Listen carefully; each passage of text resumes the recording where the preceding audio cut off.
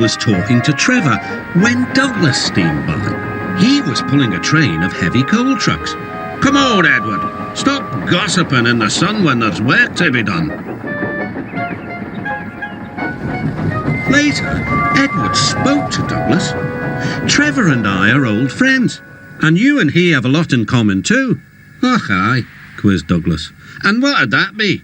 "Scrap," said Edward quietly. Douglas gasped. "Don't mention that word. It makes my wheels wobble."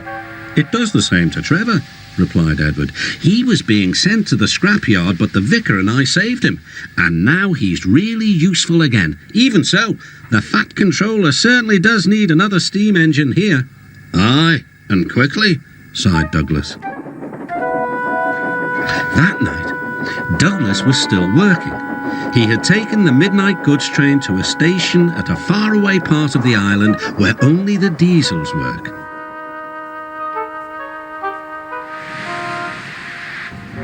He was just shunting, ready for his return journey, when... "That sounds like a steam engine," he thought. The hiss came again. "Who's there?" asked Douglas. A whisper came. "Are you a Fat Controller's engine?" I intruded. "Thank goodness. I'm Oliver, and I'm with my brake van Toad.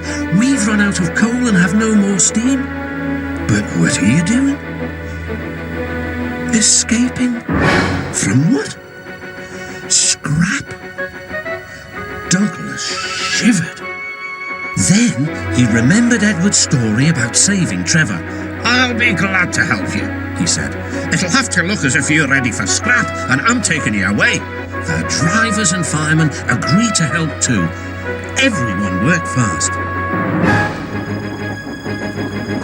"No time to turn around," panted Douglas. "I'll run tender first. Come on."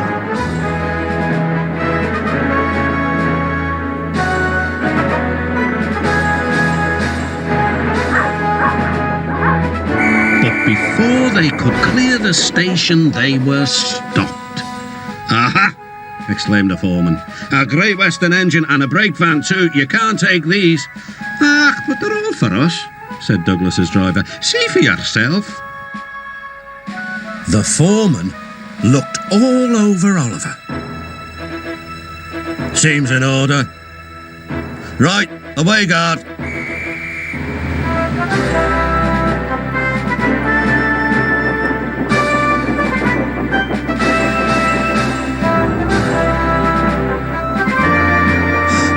"A neat thing," puffed Douglas. "We've had worse," smiled Oliver. And they forged ahead.